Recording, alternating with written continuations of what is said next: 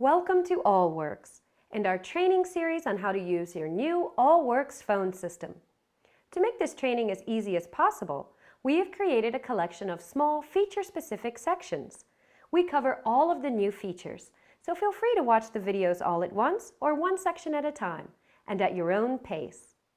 Your Allworks phone has many capabilities, and over time you will see that in many cases there are multiple ways to initiate or access the same feature. To help you with the initial training session, however, we will show you how to access the most popular features the way most others access them. We have tried to make this guide as comprehensive as possible without overcomplicating the everyday use of your new phone. We also add new features all the time, so bookmark this page in your favorite browser and come back frequently. Let's get started with a brief overview of the phone. Allworks manufactures 3 different model phones.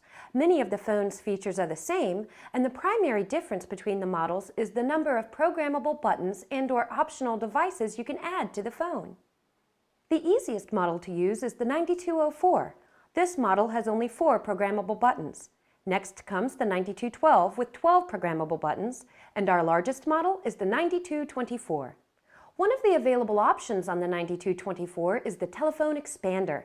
Each expander adds 24 more buttons, and with the maximum of 3 added expanders, you can have a phone with 96 programmable buttons. Your phone label above the LCD will say either Allworks or Paytech. If your phone looks similar to these phones and its label says Allworks, it is one of our earlier designs, and everything you learn here still applies.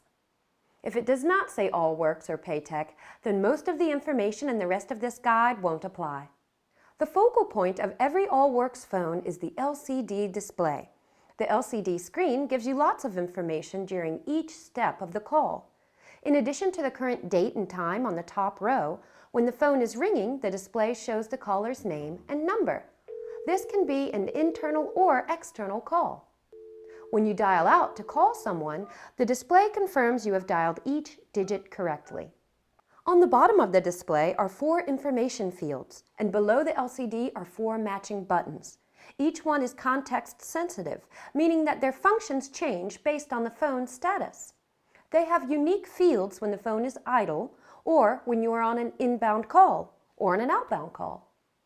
When the phone is idle, the keys give you configuration, calls, redial, and presence. Calls list all the inbound and outbound calls. Redial redials the last call, and presence changes your individual presence settings and call routings. We'll learn more about that later.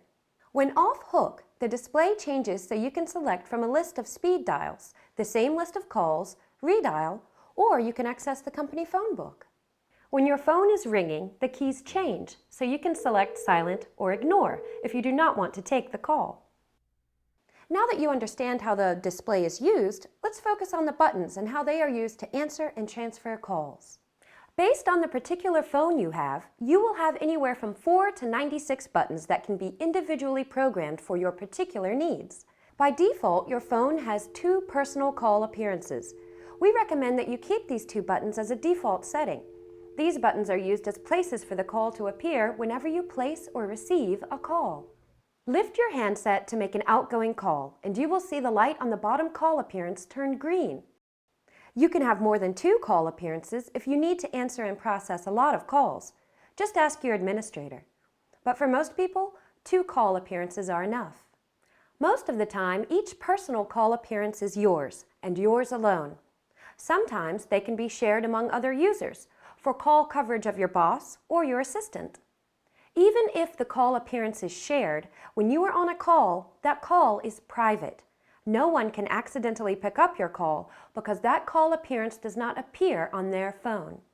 No one can pick up a call you placed on hold unless that call appearance is a special shared call appearance.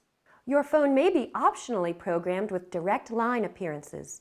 These are used when you want every outside telephone line to directly appear on your phone. Initially, this may look like an easier way to process calls, and for smaller systems with very few calls, it may be. However, when you put a call on hold, you give up control, and anyone can accidentally pick it up. Another user can take it off hold by selecting the line appearance, and if they do, you cannot retrieve it until they place it back on hold. Now let's examine how the remaining buttons can be used.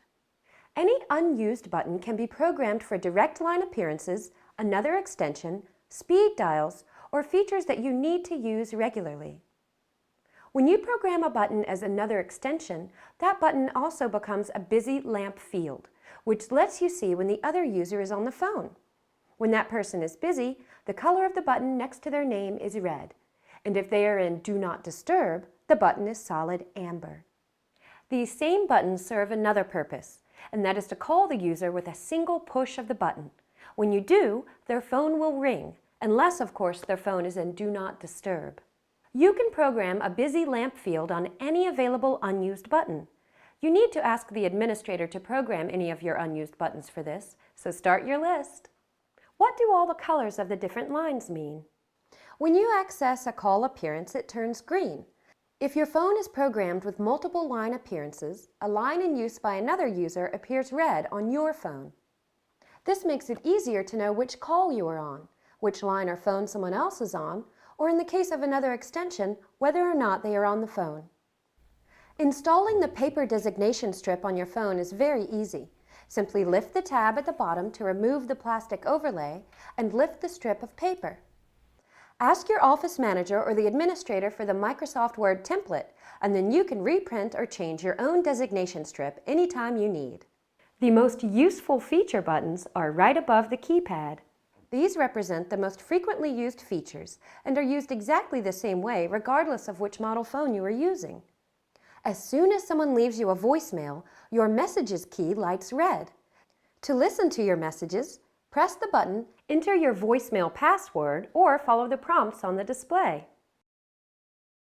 If you want to call someone but don't have a button programmed for their extension, simply press Intercom and then dial their 3- or 4-digit number.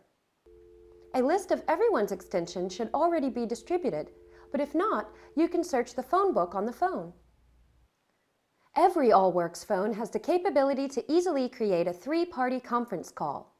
If you have the newest 4-button phone, you can even make a 4-party conference call. View the Call Basics section to learn how. If you have answered a call and want to transfer that call to someone else, select the Transfer button and dial the extension where you want to transfer the call. If you have a button programmed for that individual, you can also select Transfer and then select the button next to their name. The Release button is a very easy way to end a call without having to hang up the handset or push down the hook switch. If you are using a headset without an on-off switch on the headset, you will find this to be the easiest way to end the call. Park is a feature used to place calls on a system-wide hold, so anyone else can pick up the call from any other phone. The Info button simply gives you at a glance the current function of each button. This is also an aid that you can use to assist you in labeling your phone. Let's learn how to use your new speakerphone together. Every Allworks phone is a high-fidelity speakerphone, so to place a call using the speakerphone, press the speaker button and start dialing. To answer a call when your phone is ringing, press speaker and say hello. If you have answered or placed a call using the handset, but now wish to change to the speakerphone, press speaker and then hang up the handset. This now places the call on the speakerphone. To transition from a speakerphone call to a handset call for privacy, simply lift the handset again. When on a speakerphone call, you can also end the call by simply pressing speaker.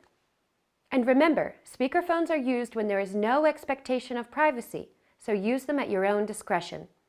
Privacy also works both ways, so avoid noisy areas where background conversations can be heard by the person on the other end of the speakerphone call. The Mute DND button serves 2 purposes. When the phone is idle and you select this button, it puts the phone into Do Not Disturb, meaning that anyone calling you will not cause your phone to ring. This is very useful if you are in a meeting and you do not want the phone to interrupt you. If you are on the handset, headset, or speakerphone and select this button, you will mute the call so that you can have a private conversation without the other party on the call being able to hear you. The Hold button will place the call on hold, but only on your phone. This is good when you know that only you will ever retrieve the call. If you want to retrieve the call from another phone or want someone else to be able to pick up the call, you are better off to use the Park button instead. The volume button toggles a number of settings. When the phone is idle, it will adjust the ringer volume for incoming calls. If you are on the handset, headset, or speakerphone, it adjusts each volume independently. As a general rule, and for optimal voice quality, keep the volume setting around 0. Turning up the volume too high will degrade the audio quality, the same way turning up a radio too loud also impacts its speaker quality. If you ever need to unplug and move your phone, here's how. If you turn the phone on its back and take a quick glance, you will notice the 4 square cable connectors and 1 round connector for a power transformer. There is a dedicated jack for both the handset and headset marked with different icons. Please double check and make sure the handset jack is plugged into the handset, and if equipped, the headset is connected to the headset jack. Connecting them incorrectly will result in very poor audio and may lead you to mistakenly believe the phone is defective. The 2 plugs to the right connect the phone between your PC and the network jack in the wall. In some installations, you might find that there are separate cable connections, one for the PC and a separate one exclusively for the phone. Because the AllWorks phone connects directly to the network, you can easily move the phone simply by unplugging and reconnecting the phone into another active jack. But if you encounter problems, please check with your administrator to make sure the phone is plugged in correctly. There is a removable base stand on your phone. If your phone is not wall-mounted, you can easily adjust the base to any of 3 different height positions. Depending on your particular network switch configuration, the phone power may be provided directly, and you may not need the optional power transformer. An easy test is to plug in the cable for the LAN network connection, and if the phone starts its boot-up sequence, you do not need the transformer. When you power up your new phone, it will go through a setup procedure before being able to be used. If it does not follow this procedure or result in your name in the display, please contact your system administrator for help. This concludes the telephone overview portion of our training. When you are ready, move on to any of the other sections that you need help with.